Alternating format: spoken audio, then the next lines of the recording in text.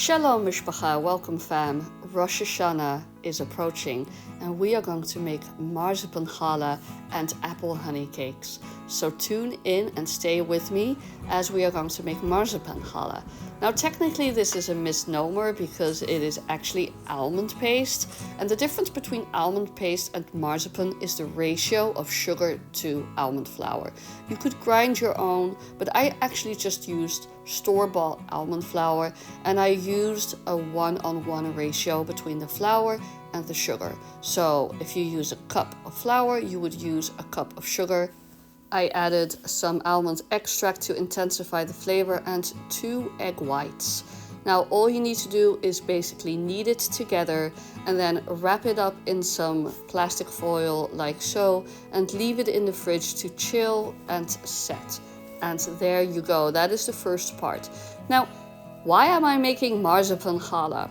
Well, there is a tradition in my home country of making marzipan-filled bread for the winter holidays, and I grew up eating that, and it is lovely. But why not make it for Rosh Hashanah, where we eat sweet things to wish each other a sweet new year? While we're at it, I am making this beautiful 8 braided round challah for Rosh Hashanah. I am not filling this one with marzipan, just baking it as is, and I'm using the golden challah recipe by Adeena Sussman. It is really easy to double up the braids and braid it as usual, and it looks beautiful.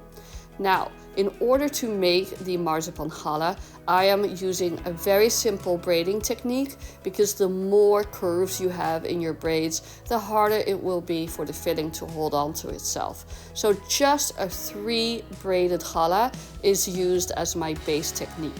So I roll out my dough, as you can see here, and then I just fill it with the marzipan. I divide it in the number of portions I need for my recipe, and I just spread it out with a spoon. I make sure not to bring it all the way up to the edges because then it would be really hard to seal the braids and get them to stay.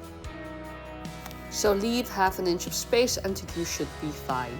As you can see, I'm tucking them, rolling them, and setting them aside to rest and firm up a little.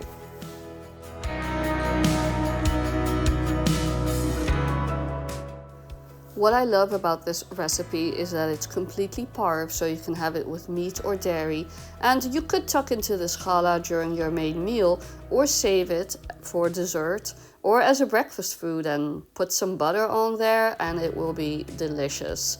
The baking process will make the marzipan or the almond paste, because that's technically what it is, come together in this delicious gooey way. And here I am braiding the challah, and as you can see, I'm just keeping it really simple so that the braids don't burst, they don't come apart, and I will be guaranteed a good bake when I pop it in the oven. So now I'm going to let it rise under some cling film, and then I will bake it as usual.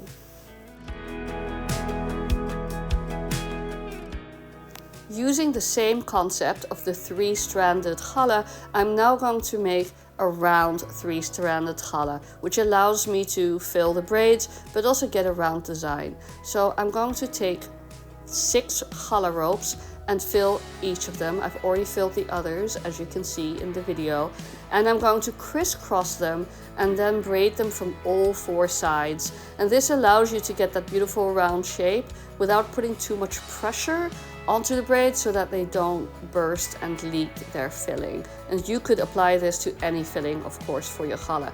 So as you can see, I'm going around and braiding each of the 4 sides, and then I just tuck them under, and you have a round challah based on a 3 braided pattern.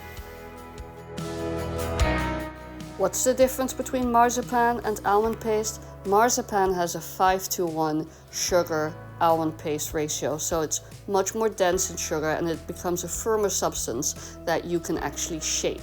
Almond paste is much more runny and much more heavy on the almond flavors. So here they are done, and I will dust the unglazed challah with powdered sugar and serve. Let's make some apple honey cake. credit goes to Tori Avey for this wonderful apple honey cake, and to my son's school friend's mom for giving us these wonderful homegrown apples. I make this cake every year and it is work. The shredding, coring, peeling of the apples is a lot of work, but it is so worth it because you get a cake that is really rich in flavor and a little bit more moist and interesting than just a plain honey cake. So even though it's a bit of work, I recommend doing it, and it freezes exceptionally well. So see Tori Avey's recipe for this wonderful cake, which I will link down below. And here is my crop, my harvest, ready to be popped into the freezer for Rosh Hashanah as I go about the rest of my high holiday preparations as a congregational rabbi. I hope you enjoyed this simple video on how to bring joy to your holiday table, and I will see you in the next one. The Shana Tova Umetuka, a very happy, sweet new year for you.